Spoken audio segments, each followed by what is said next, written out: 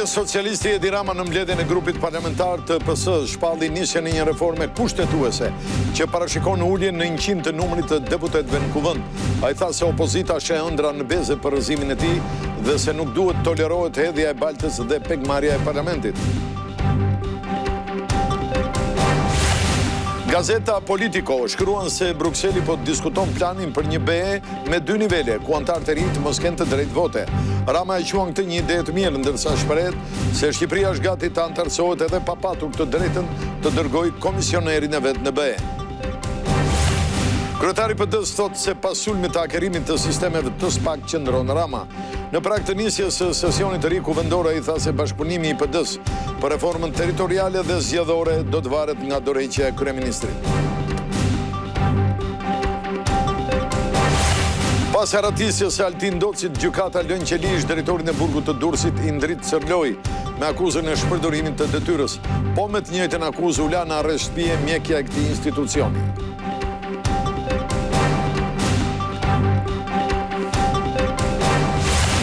Afro 30 milion euro të ardhura llogaritet fitimi nga aktiviteti në internet vitin e shkuar. Ndaj me ndryshimet e reja ligjore që kanë hyrë në fuqi, blogerët dhe influencerët që gjenerojnë të ardhura online do trajtohen tashmë si subjekte tregtare. Taksa vjetore e automjetit mund paguhet tashmë edhe online përmes Albania. Autoritetet thonë se kjo është mangradhë e gjata dhe ul kostot. Për ata që kanë vështirësi me përdorimin e platformës do të qëndrojnë hapur edhe sportelet fizike. New York Times shkruan se sulmi amerikan ndaj Iranit mund të jetë në prag. Sipas saj, nga disa baza në Europë dhe botë anijet dhe avionet luftarak po afrohen lindjen e mesme. Izraeli e vendet të tjera të rajonit i bën thirrje Trumpit që të përmbahet.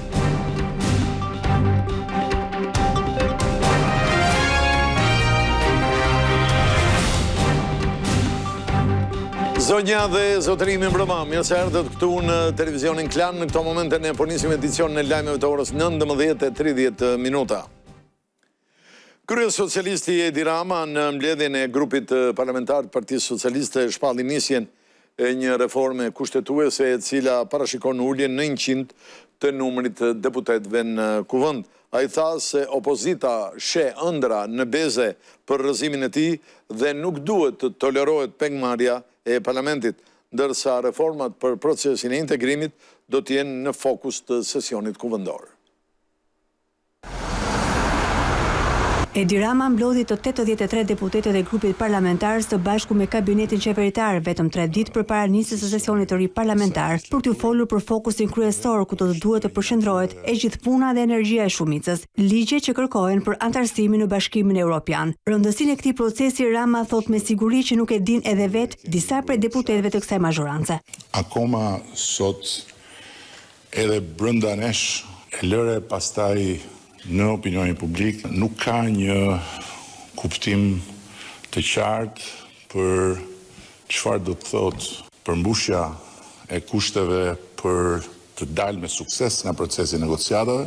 Sfida në procesin e negociatave konsiderohet kapitulli mjedisë dhe sigurisë ushqimore, ku Rama pranon se në kushtet aktuale, shanset për të mbyllur këta kapitull brenda 2027-s, siç ka premtuar, janë fare të pakta. Ndaj ai deklaron se po negociohet me komisionin që t'u jepet kohë për përmbushjen të gjitha detyrimeve pas vetë antarësimit në 2030-ën. Në kushtet e sotme ne jemi të pa integrueshëm për shkak të nivelit të pamjaftueshëm të sigurisë ushqimore sipas kriterëve të Bashkimit Evropian. Në momentin kur përfundon periudha ndërmjetme, asnjë ushqim i prodhuar në Shqipëri nuk mund të shitet përveç në Shqipëri. Që edhe në Shqipëri ushqimet mund të bllokohen sepse nuk përmbushin kriteret. Skenarin më pesimist do të thotë që gjithçka që hahet të importohet. Për këtë arsye duhet një super punë. Por ndërkohë që flet për nxitimin në miratimin e ligjeve të kërkuara nga Bashkimi Evropian, Rama ju bën të qartë në formën e një ultimatumi se asnjë mendim i dhënë nga deputetët në shqyrtimin e projektligjeve të dakordsuar në Komisionin Evropian nuk do duhet të amendohen, por thjesht dhe vetëm të miratohen. Kjo nuk është diçka që bëhet ekskluzivisht për ne, e kanë bërë edhe vende. Fjala vjen Kroacia, jemi besim plot që bazuar mbi atë precedent do të mund të marrim një fazë të ndërmjetme prej 5 vjetësh. pas antarësimit. Pasi dëgjoi të gjithë drejtuesit e komisioneve parlamentare, Rama kërkoi ngritjen e një grupi pune që do të hartojë ndryshimet kushtetuese të lajmëruara më parë. Duhet ngritur një grup që pastaj të hapi një proces, natyrisht është shumë më tepër se sa një reform zgjedhore apo një reform administrative territoriale, kështu që kërkon shumë më tepër hapësirë, angazhim, burime etj. Por duhet nisur kjo punë. Duhet nisur kjo punë, ambicia e on duhet jetë që në fund të mandatit ne të kalojmë edhe një reformë kushtetuese. Kërkoi rishikimin dhe respektimin të rregullores së parlamentit për të ndaluar jo vetëm abuzimin me fjalën procedurë, por dhe denigrimin të deputetëve të shumicës nga opozita. Orët e vëna në dispozicion të deputetëve të opozitës janë anomalisht shumë më tepër se za orët që opozitat parlamentare marrin në parlamentet e Bashkimit Evropian. Duhet ndërhyrë menjëherë në mënyrë që fjala procedurë mos jetë e barabartë me konceptin pengmarrje. Legalizimi i rrugaçërisë në sallën e kuvendit është bashkëveprim dhe bashkëfajësi. Gjithsesi ju ktheu përgjigje disa akuzave të saj për kompaninë shtetërore Kajo dhe korporatën shqiptare të investimeve. Ju dëgjoni që është krijuar një kompani Kajo për të kanalizuar paratë e drogës dhe për t'i hapur rrugë kontrabandës armëve. Kjo është akuza. Apo ja. Kjo nuk është kompani private, nuk është një kompani pas cilës shihet ndonjë person privat, kjo është kompani shtetit shqiptar. Ne sigurisht do blejmë çfarë nuk e prodhojmë dot, se ne nuk prodhojmë dot helikopter. Por ne makinat e ushtrisë do i prodhojmë vetë. Një çet ignorantësh të ligj, jo vetëm ignorant, por edhe të ligj. Flasin për korporatën shqiptare të investimeve. Korporata italiane investime, e njëjta, është njëjti model, nga ata e kemi marrë, dhe nga spanjollët, po fles për italianët, sepse me italianët bashkëpunojmë.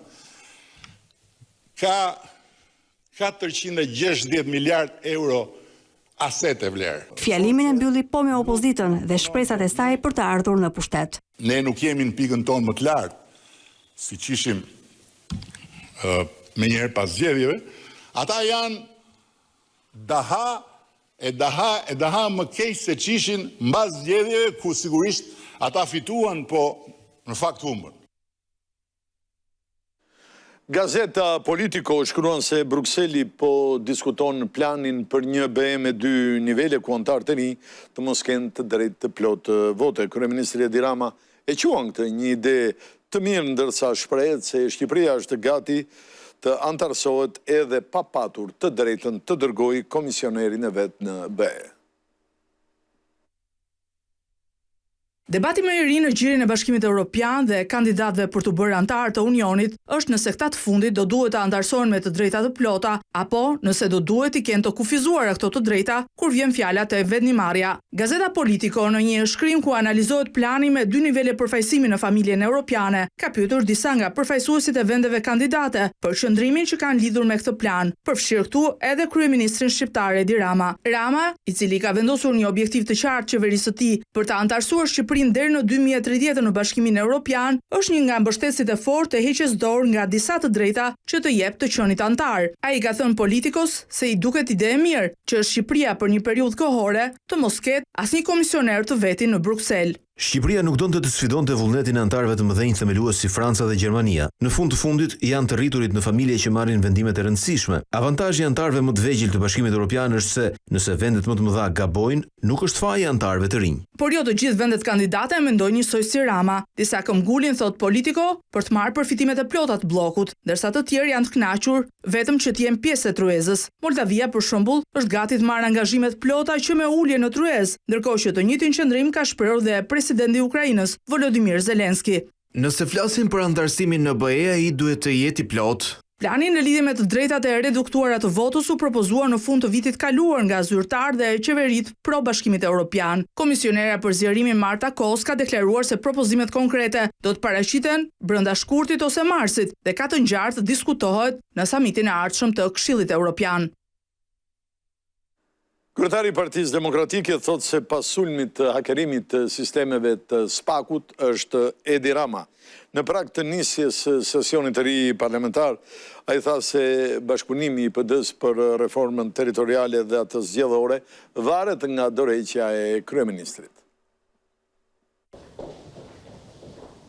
Sali Berisha akuzoi kryeministrin Rama si organizatorin dhe urdhëruesin e hakerimit të sistemit të SPAK-ut. Kryedemokrati publikoi një pjesë të dosjes hetimore, në të cilën sipas tij rezulton se gjatë një komunikimi mes dy personave të dyshuar, Zambak Gjoni dhe Arnold Rokajt, ky i fundit kishte kontakt të drejt me kryeministrin dhe synonte t'i dërgonte atij dokumente sekrete për arrestimin e Engjëll Agaçit. Me datën 21 shkurt, i heturi Zambak kërkon informacione dhe për arrestimin e shtetasit Engjëll Agaçi. I kishte flet arrestin nga antimafia italiane. Teksa Edi Rama urdhëroi të vetët nga mbledhja e grupit që të vijonin edhe pa opozitën punën për dy reformat, atë zgjedhore dhe territoriale. Sali Berisha nga Selia Blu e akuzoi për krim ndaj shtetit të së drejtës. Unë kërkoj dorëheqjen e tij urgjente. Ndonë se vendimi i gjykatës kushtetuese e konsideroi të zgjatur masën e arrestit në shtëpi ndaj Berishës, por kryedemokratin togat e zeza u vunë në shërbim të Edi Ramës. Me këtë vendim i kanë çelë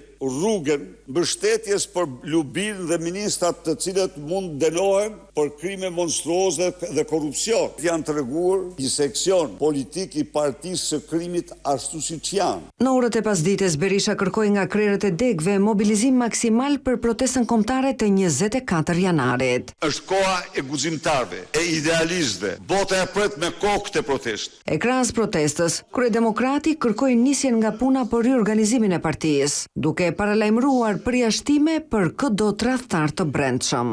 Individ të caktuar, të cilët për hir të bizneseve të tyre nuk kanë vend në mënyrë absolute në Partinë Demokratike. Ata të shkojnë tek partia e tyre e krimit. Të tjerë, të cilët zemrimi nuk i lejoj të ngrihen dhe të gjejnë forca të angazhohen në betejën fushat elektorale, në postë drejtuese nuk do mund të pretendojnë ata.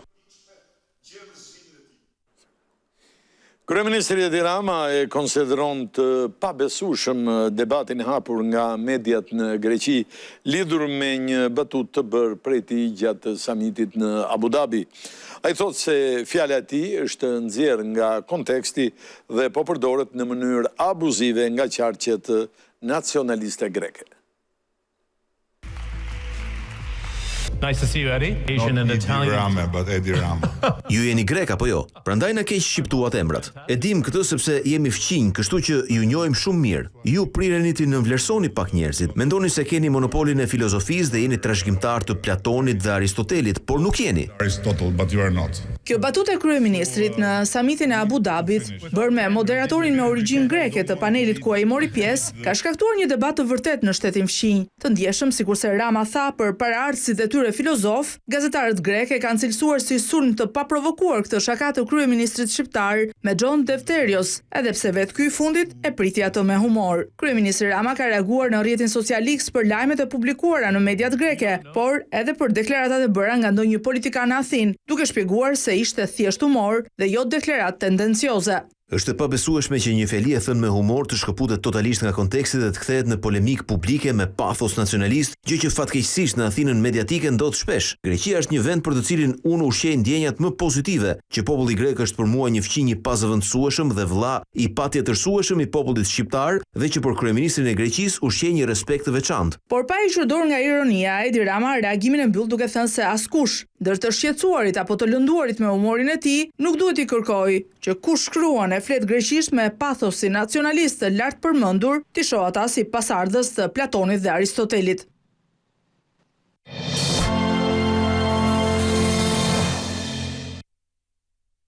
Gjykata vendosi të lërë në qelish drejtorin e burgut të Durrësit Indrit Cërloj me akuzën e shpërdorimit të detyrës për rastin e aratisjes të burgosurit Altin Doci. Gjithashtu, gjykata me të njëjtën akuzë la në arrest shtëpie mjeken e këtij institucioni.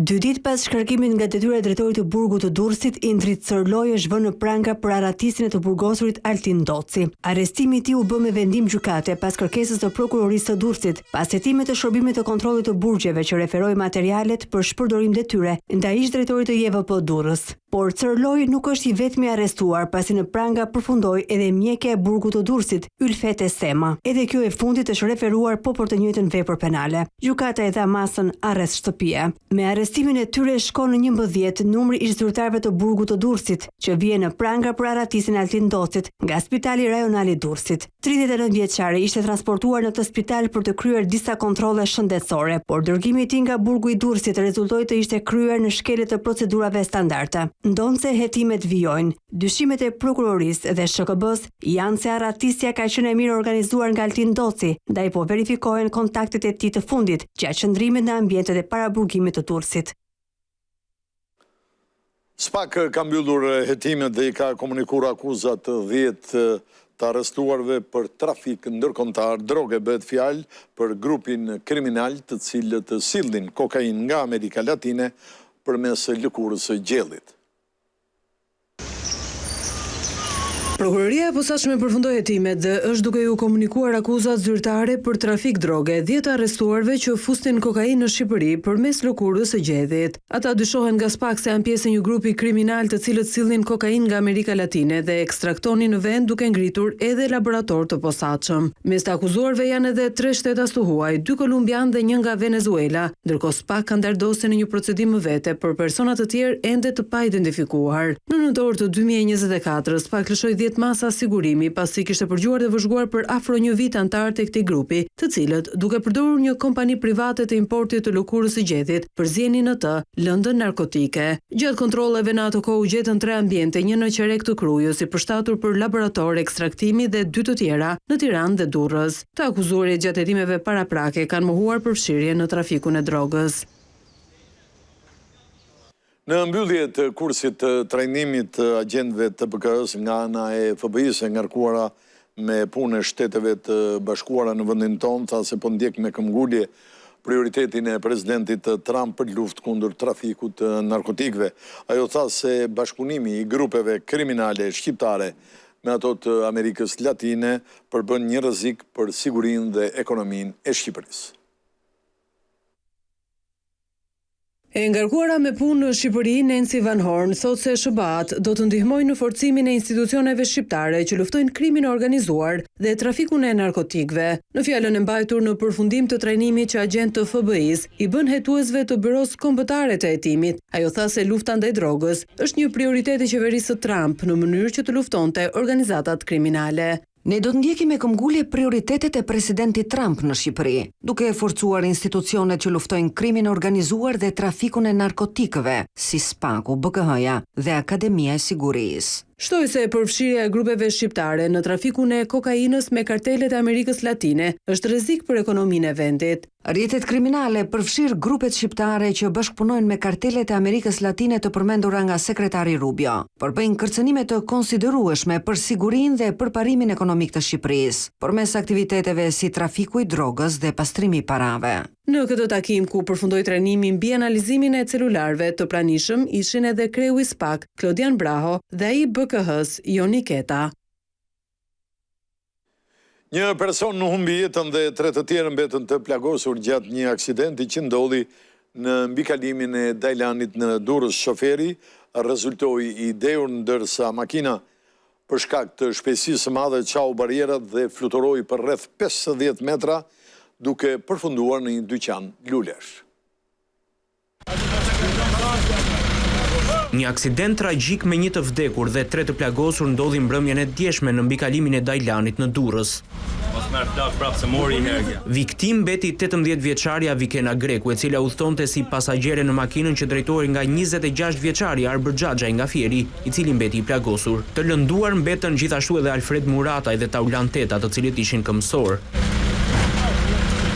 Burime pranë grupit të hetimit bëjnë me dije se shkak i humbjes së kontrollit automjetit që drejtohej nga 26 vjeçari është bërë shpejtësia lartë e lëvizjes së makinës, që mendohet të ketë qenë rreth 130 km/h. Makina që drejtohej nga 26 vjeçari ka qarë barrierat mbrojtëse të urës së Dajlanit dhe më pas automjeti ka fluturuar për disa metra për të përfunduar në një dyqan lulesh në anë të rrugës Pavarësia. Në dyqanin e luleve makina ka goditur 2 persona të tjerë. Në vend ngjarje mbritën forcat e policisë dhe ato zjarr fikse, të cilat bën edhe nxjerrjen e dytërime nga makina. Pas aksidentit, i riu është arrestuar nga policia pasi nga testi i alkoolit ka rezultuar i dehur në masën 0.5 mg per litër. Gjykata e posaçme e apelit lanë fuqi sekuestron e pasurive të vajzës së ish kryeministrit Sali Berisha, Argita Maltezi dhe bashkëshortit të saj Jamarbër Maltezi. 25 pasurit të blokuara në tetor të vitit 2023 në kuadër të dosjes së njohur si Partizani do të vijojnë të qëndrojnë nën administrimin e shtetit deri në marrjen e një vendimi mbi lishmërinë e tyre. Për të njëjtën dosje, Berisha dhe Maltezi janë duke u gjykuar në gjykatën e posaçme për dyshimet se janë përfshirë në korrupsion dhe pastrim parash.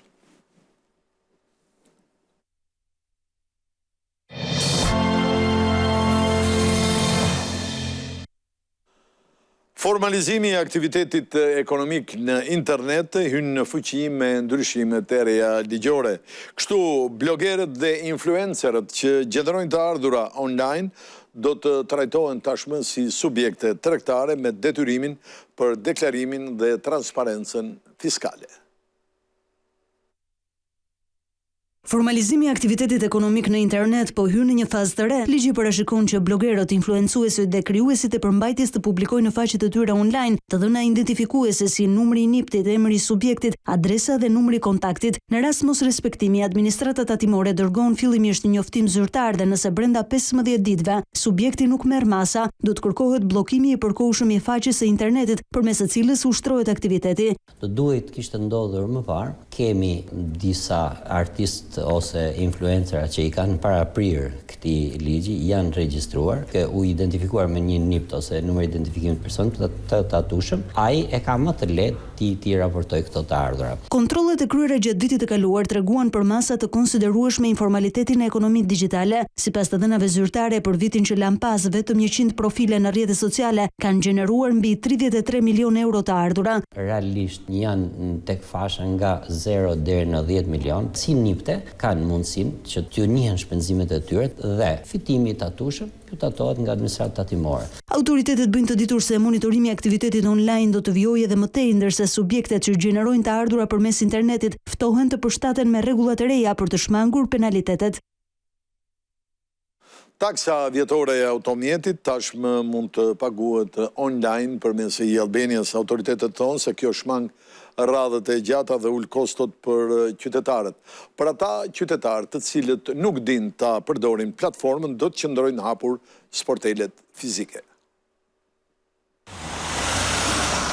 Nga 15 janari të gjithë drejtuesit e automjeteve kanë mundësi ta paguajnë taksën vjetore të automjetit online përmes e-Albania, pa u paraqitur fizikisht pranë sporteleve të Drejtorisë së Përgjithshme të Transportit Rrugor. Në intervistë për televizionin Klan, drejtori i DPSHTR-s Kreshnik Bajraktari tha se menjëherë sapo bëhet pagesa online, mund të shkarkohet edhe dokumenti i vulosur. Mund të realizohen nëpërmjet kartave debiti, kreditit, Mastercard dhe Visa. Mjafton të aksesohet në llogarinë e tij personale në platformën e Albania, të shkruash në kutizën e kërkimit fjalën pagesat vjetore dhe menjëherë shfaqet më poshtë lista pagesat vjetore e taksave. Kjo gjenerohet automatikisht me vulje elektronike dhe digjitale. Për të gjithë ata drejtues mjetesh të cilët kanë vështirësi aksesi në e-Albania mund të zgjedhin pagesën e taksave pranë zyrave fizike. DPSHTR-ja vijon të ofrojë shërbimin edhe në sportelet siç e ka ofruar edhe më parë. Sipas Bajraktarit, vetëm në orët e para të ofrimit të këtij shërbimi të ri është vënë re një interes i lartë nga drejtuesit e automjeteve. Redukton koston e udhëtimit, kohën e pritjeve në përradha, jo vetëm qytetarë, por gjithashtu edhe kompanitë të cilat posedojnë një numër më të madh se sa një apo dy automjetesh. Interesi ka qenë shumë i lartë, vetëm në orët e para janë aplikuar rreth 50 pagesa nga qytetarë të ndryshëm. Aktualisht në Shqipëri janë në qarkullim mbi 1 milion automjete.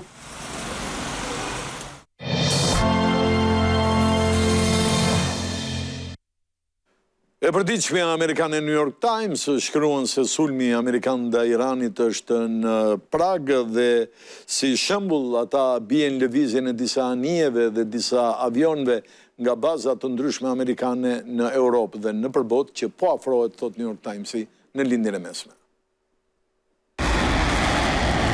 Sulmi ushtarak amerikan ndaj Iranit duket në prag dhe këtë e tregojnë disa shenja të qarta. Sipas prestigjozës New York Times, Pentagoni ka nisur drejtlindjes së mesme aeroplan mbajtësen gjigante Abraham Lincoln, e stacionuar në bazën e Guamit në perëndim të Oqeanit Paqësor, shoqëruar nga bombardues B-2 dhe avion luftarak shtesë. Burime nga vendet europiane pohojnë për New York Times se mjete ajrore luftarake nga bazat amerikane nëpër kontinent po përgatiten po ashtu për nisje drejtlindjes së mesme. Presidenti amerikan Donald Trump nuk e ka përjashtuar sulmin ndaj Iranit si ndëshkim ndaj regjimit ajatollave për shtypjen e protestave popullore të nisura në fund të 2025-s. Trump ka kërcënuar se goditja do të bëhet nëse vazhdohet me ekzekutimin e protestuesve, megjithatë kjo alternativë është lënë pezull për momentin pasi sipas shtëpisë së bardhë, Irani ka anuluar ekzekutimin e 800 protestuesve. Teherani paralajmëroi se si hakmarrje do të godas bazat dhe objektiva të tjera amerikanë në rajon. Në mënyrë të papritur, kryeministri izraelit Benjamin Netanyahu dhe liderët e vendeve arabe si Arabia Saudite, Katari dhe Egjipti i kërkuan Trumpit të përmbahet. Ata i tremben një hakmarrje brutale iraniane që mund godas direkt territoret e tyre dhe të destabilizojë tregjet globale të naftës duke nxitur një luftë rajonale të pakontrollueshme. Thellohet përplasja me Shteteve të Bashkuara dhe Europës për Groenlandën. Donald Trump ka kërcënuar me sanksione tarifore shtetet që dalin kundër planit të tij për aneksimin e Groenlandës. Presidenti amerikan Donald Trump deklaron se po shqyrton vendosjen e tarifave të reja për vendet që kundërshtojnë ambicien e tij për aneksimin e Groenlandës. Mund të vendosin tarif për vendet nëse nuk pajtohen me Groenlandën, sepse kemi nevojë për Groenlandën, kemi nevojë për sigurinë kombëtare, kështu që mund ta bëj këtë. Duke folur në Shtëpinë e Bardhë, Trump tha se tarifat mund të përdoren si mjet presioni ndaj vendeve që rezistojnë planeve të tij, pa dhënë detaje konkrete se cilat shtete mund të preken apo se kur mund të merren masa të tilla. Deklaratat e përsëritura të Trump për marrjen e kontrollit mbi ishkullin e Madh Arktik kanë shkaktuar shqetësim të konsiderueshëm brenda NATO-s. Aleatët evropianë kanë hedhur poshtë kategorikisht këtë ide, duke theksuar se Groenlanda nuk është në shitje dhe se çdo ndryshim statusi duhet të vendoset nga populli i saj. Ditët e fundit, në mbështetje të Danimarkës dhe nga rreziku një ndërhyrje ushtarake amerikane, disa vende europiane kanë dërguar në total 43 trupa. Shumica e tyre janë francez dhe gjerman, por dhe suedez, norvegjez, finlandez, britanik e holandez, ndërsa NATO parashikon krijimin një misioni arktik për patrullimin ajror në Groenland.